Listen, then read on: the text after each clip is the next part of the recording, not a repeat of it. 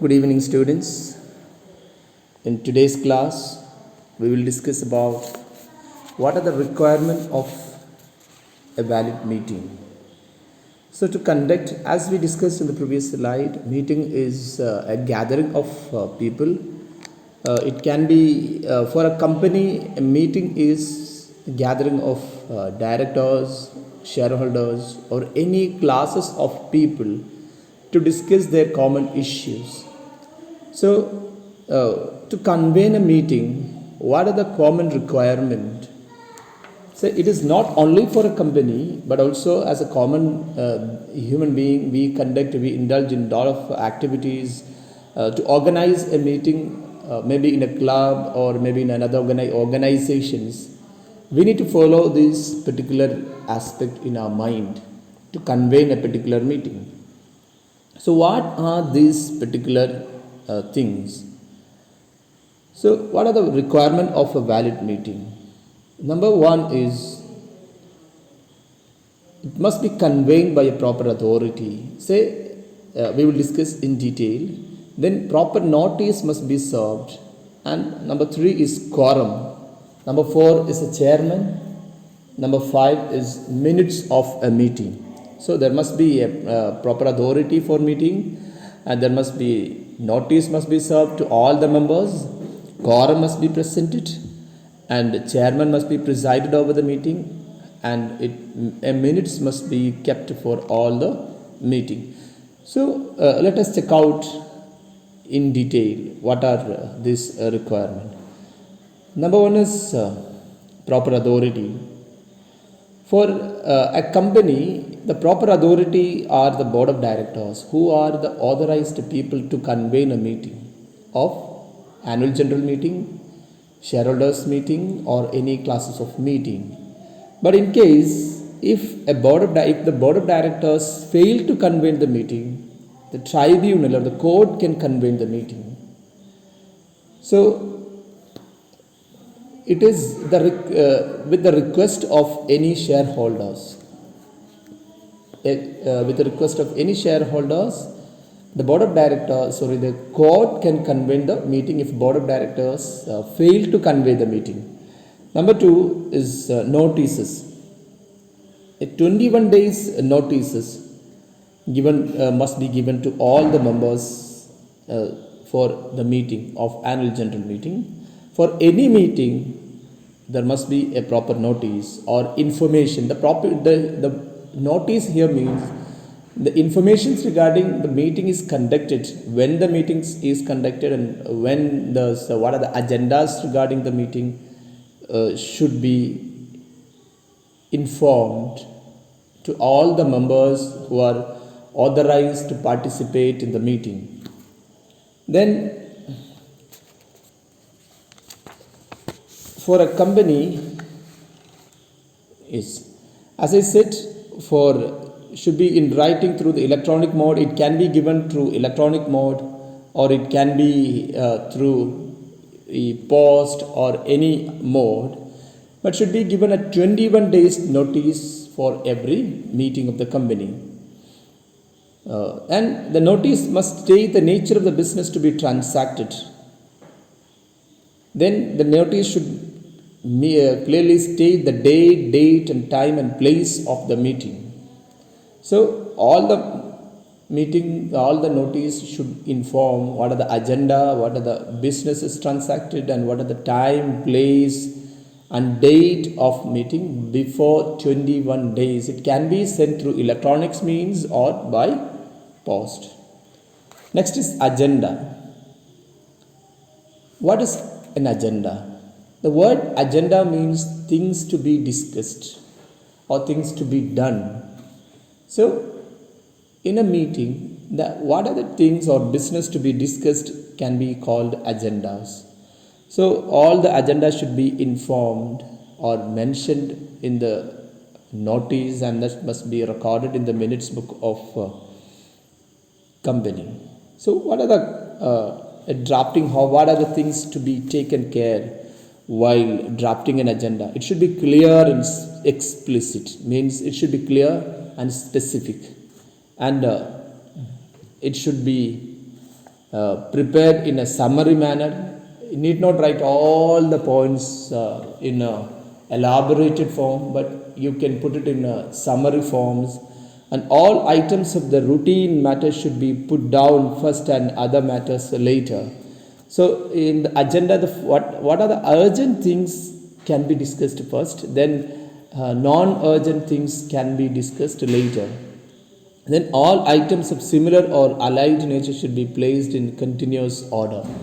Say for example, some special resolution must be passed for certain things. So then special resolution, all the agenda regarding the special resolution must be put in a particular place, and the ordinary resolution can be put in another place. So like there must be an order for the agenda. And the fourth thing is quorum. Dear students, the word quorum means minimum number of people, members that must be presented in the meeting is called a quorum. So minimum number of members who can be or need to be attended to continue the meeting is called quorums. So in case of a public limited company, the quorum depends upon the number of members of the company as in the date of meeting. For up to 1,000 members, say please be careful, for up to 1,000 members, the quorum is 5 members. For 1,000 to 5,000 members, the quorum is 15 members personally present. For more than 5,000 rupees, the quorum is, the maximum quorum is 30 members. In case of a private company, the quorum will be 2 members personally present at the meeting. Then, what are the legal provisions regarding quorums? For the purpose of quorum, only members present personally are counted, not the proxies. And even a company cannot, at the Articles of Association, contain the provision for proxy to be the member to be included in the quorum. So, even you should not put a clause in the company's Articles of Association that even proxies' presence can be treated as a presence of individuals, because it must be personally present. So, the proxy given to attend the meeting cannot be treated as the quorum of the members. Then even a person, if a company is a member of another company, can be parent companies or subsidiary company, even then the quorum must be personally presented. Then there must be a chairman of the meeting. A chairman is a person who preside over the meeting. He conduct the meeting, he properly see the business properly conducted, he see the business is properly conducted, person to put resolutions in the meeting, count the vote. He is a person who declare the result and authenticate the minutes and by the signatures. Then how do we appoint a chairman for a meeting? Usually regulated by Articles of Association of the company, but if there is nothing in articles, the members personally present at the meeting shall elect one of them to be the chairman of the meeting. Say, the Articles of Association will clearly mention who should be the chairman of the company,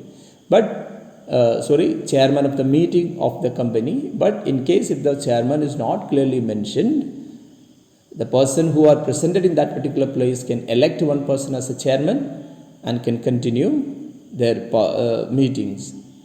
So what are the duties of a chairman? Is to act honestly, the duties of the chairman and interest of the company as a whole, to ensure that the meeting is properly called and constituted, to give reasonable chance to members who are present to discuss and propose resolutions, to exercise correctly and honestly his power and adjournment of the meeting at the demanding of poll. So his duty is to act honestly, conduct the meeting properly, adjourn the meeting properly, pass the resolutions, and give chance to every members of this meeting to discuss the things, etc. So what are the power of a chairman? Again, the chairman, as I said, the member, all the meeting chairman is, in case if voting is tie, the voting of the chairman is tie, is final. The chairman has the power to close the discussion on a matter if the sufficient time has been given already. Chairman has a right to close the discussion, and the chairman has a power to decide the priority of speakers, and chairman has the power to adjourn the meeting. In case of the tie, as I said, there is chairman have a right to vote, has a power to grant poll if the demand by the members. And what are the qualification of the chairman?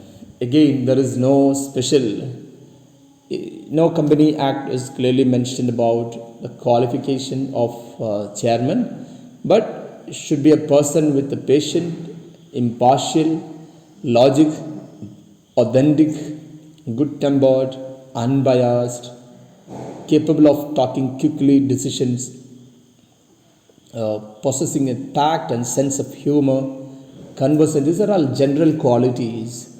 So there is no such a specific mention about qualities of a chairman, but a person should be authentic, energetic, and good-tempered, unbiased person can be elected as a chairman.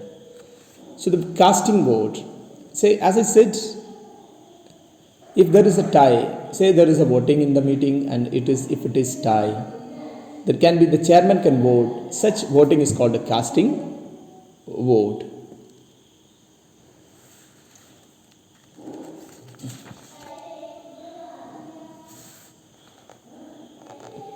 Yes.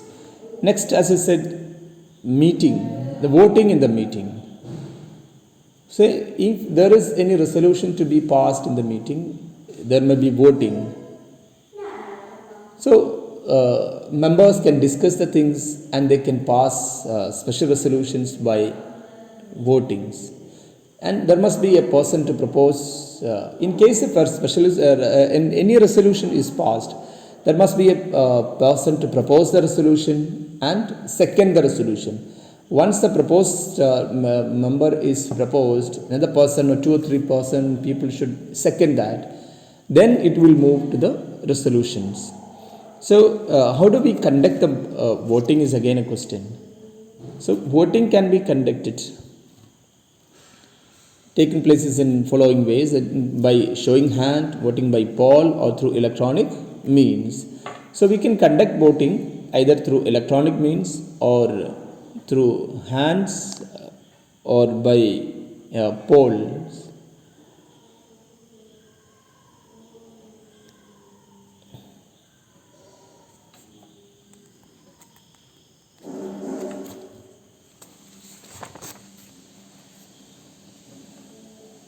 Now,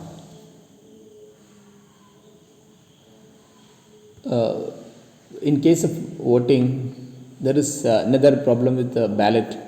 So there is New Companies Act is very clearly mentioned about the postal ballot. Say, any transaction that is permitted by the central government can be transacted through the postal ballot. May be transacted any time of business other than ordinary businesses, means a postal ballot.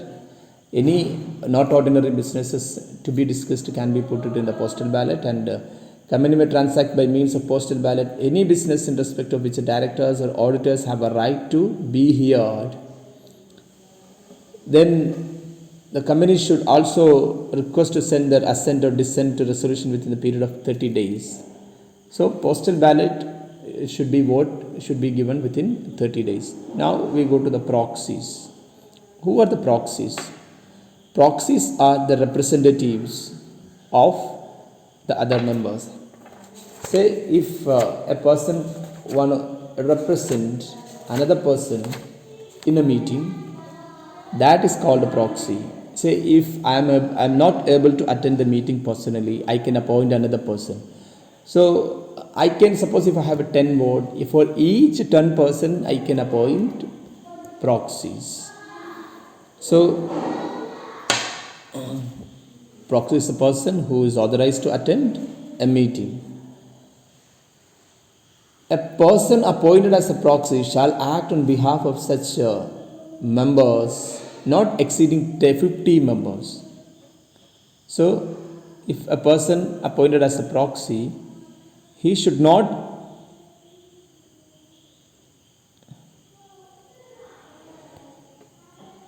represent more than 50 members. Say, one person can be a proxy for more than 50 members, and the instrument appointing proxy should be in writing and signed by the instrument of proxy should be signed by the person or his agent. A member of the company may appoint one or more than one proxy, and the member of a company having no share capital are not entitled to appoint proxy unless the articles of association permit. And the proxy have no right to discuss anything in the voting meet, but he has a right to vote, only vote.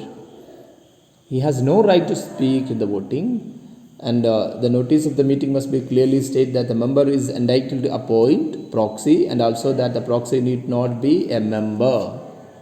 So a proxy need not be, I can appoint one person as my proxy even though he is a member, but a person other than a member also can be appointed as a proxy. Then the document appointing the proxy should be deposited with the company 48 hours before the commencement of the meeting. Say if I am appointing another person as a proxy, I must deposit my proxy's detail 48 hours before the commencement of the meeting. So the next thing is motion or the business to be transacted in the company, that we will discuss in the next video. Okay, wish you all the best. We'll see you in the next video.